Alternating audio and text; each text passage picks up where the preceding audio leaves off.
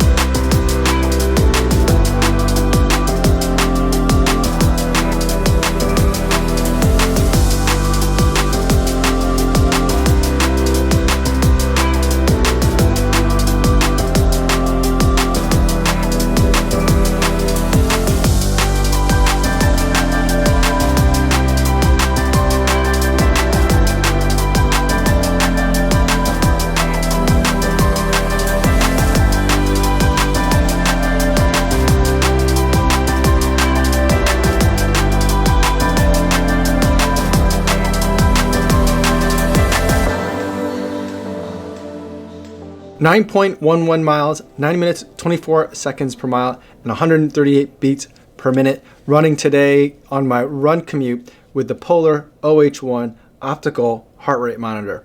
Now, this is a heart rate monitor that doesn't go on the wrist like a watch, and it doesn't go on your chest. It's not a conduction-based heart rate monitor. It's an optical heart rate monitor that goes on your forearm or your upper arm.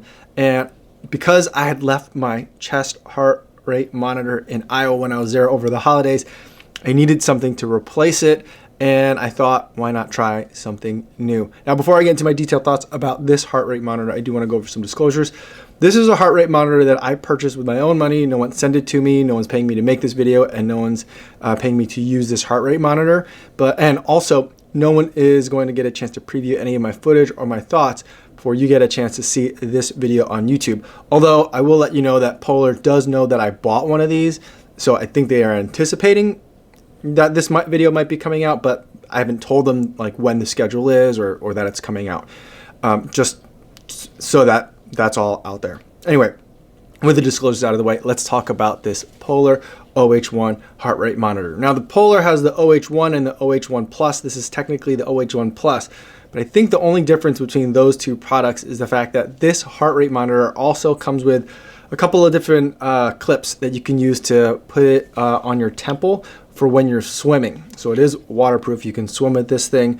I don't really swim, and so that's not all that useful to me. I don't know. I haven't been able to see, at least on any of the shopping that I have done, that I could buy the Polar OH1. I think you can only buy the OH1 Plus. It's just a couple of plastic clips that come with it. Let's talk about the heart rate monitors. The heart rate monitor that I used to use, or that I was using, was a Suunto branded heart rate monitor. I picked it out a little while ago over the summer. I think I was testing a Suunto watch at the time, the Suunto 5. And so I picked up the heart rate monitor to go along with it. I've been using it as I've started heart rate training or low heart rate training using a Maffetone style approach. And I did have a couple of issues with it early on because it's wintertime, it's cold, I'm not getting sweaty. And so that relies on contact with your chest to be able to pick up your heart rate rhythm. And what I ended up buying was conductive gel to be able to apply on that to make sure I'm getting a really good electrical signal to the heart rate monitor from my chest.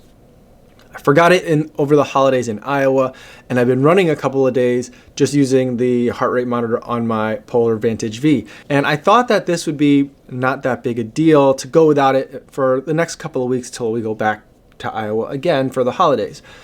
But it turns out that I just couldn't run with it. I was having a hard time with it for, I think, a couple of reasons. One is because people say that skin color can affect it. I don't have dark skin, but I don't have very white skin either. So I thought that might be affecting it. But what I would typically find is that the heart rate readings would be pretty good for a while. And then after a while, then they would just start going haywire. And so I thought maybe skin temperature is something that's starting to bother it. And so when I run with this, I have a glove on and then I have a long sleeve on in the winter, but I leave the area where the watch is exposed to the air. At least it's not that cold right now that I can do that. So I could keep tabs on my heart rate monitor, but also that means that that area of skin is a little bit more exposed. And I thought maybe after a while, skin temperature was starting to take a toll. somehow. I'm not sure what the physiology is of that, because it's measuring light at the skin, and if it's cold on that part of the skin, it's going to affect how much the capillaries are dilated at that part. So I thought maybe it had an effect. I'm not sure. I don't know what the science is. The other thing that I had a problem with was the position of it. Now, they say that to get a good reading from a wrist-based heart rate monitor, you have to have 2 fingers between your wrist bone and the watch. And so I would typically wear it really far down, even farther down that would be comfortable for me, and try to get it that way. What I ended up doing was I turned the watch around so that the reading faced me, and I would take off the watch, try to move it down almost to like the middle of my forearm, cinch it down there, and then hopefully it would stay there. But even then, with the running, I think with the centripetal force, it would just slide the thing down. So I was always constantly repositioning it, trying to get it there. So after like a couple of days of that got super annoying, and so I decided to order this one. It's amazingly small, and let me take it out of this holder that it's in. And the holder, it comes out of that for 2 reasons. One, to charge it, and there's a charging kind of case that it goes in, similar to how you charge a Stride, but this thing is tiny. It's about the size of a large earbud, and it's extremely light. So I was so surprised by how small this was. I was expecting something about the size of a watch, but I was so surprised by how small this was that when I opened the package, I thought that maybe, I didn't see it right away, and I thought that maybe I had accidentally ordered just the arm strap, and I was really frustrated because then I'd have to wait even more time.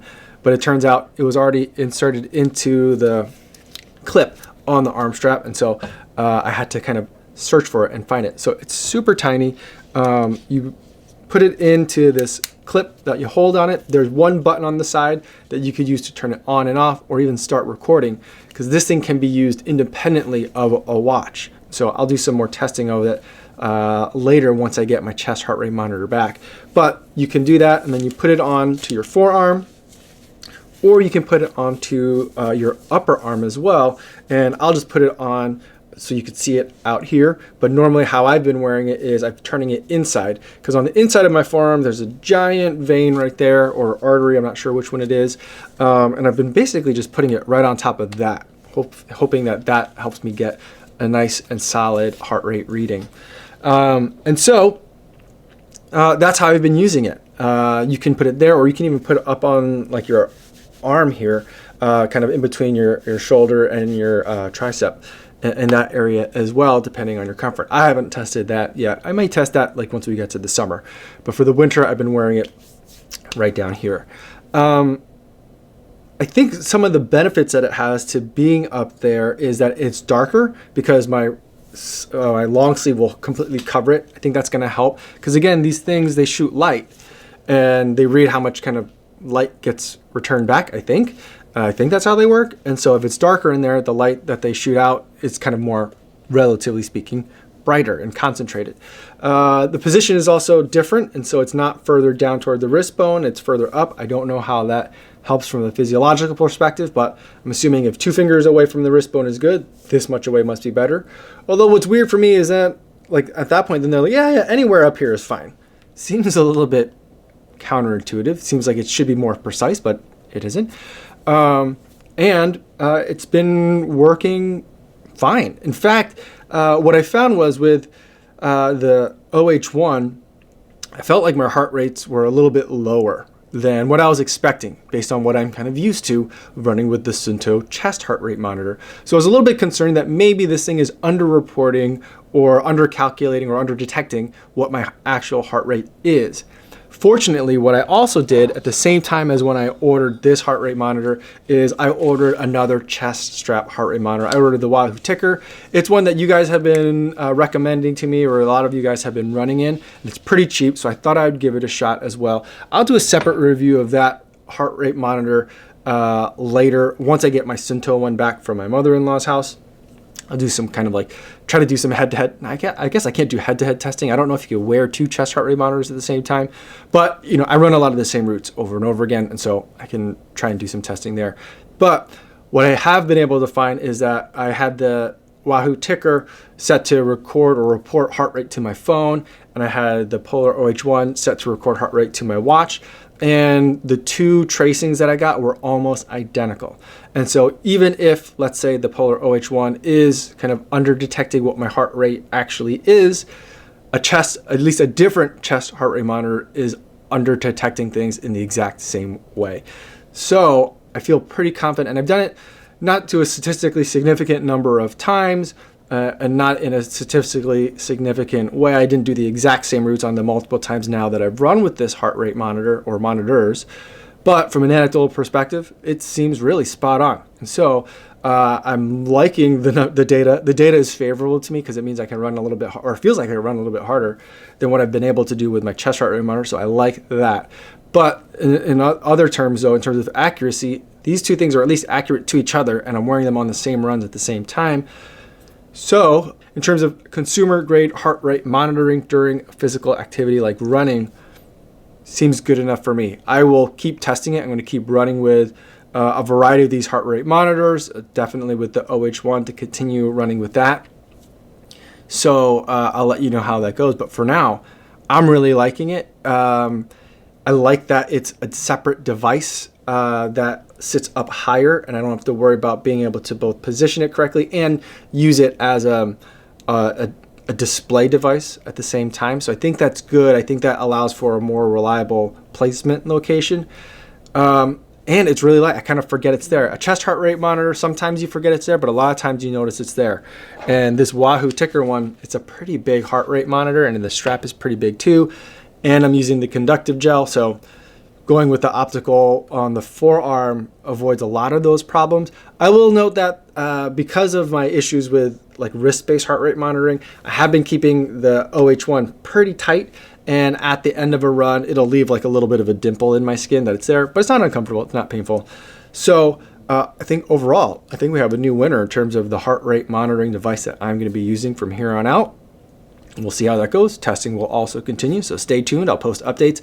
If anything ever really changes, well, I'll probably just post updates later on as I have more data to kind of look at generally anyway. So let me know if you have any questions about the Polar OH1 or chest heart rate monitors versus the upper arm heart rate monitors. I'm still new to the upper arm version, an optical sensor I am familiar with, but putting it further up the arm, that is new to me, so I'll answer them the best I can. But in any event, if you want to talk more about it in the comments, I'd love to talk to you guys more about it down there. Before I go, I want to remind you guys about the charity runner for this week. This week, it's Tommy Hackett, who ran the Seattle Marathon and raised money for the Pat Tillman Foundation.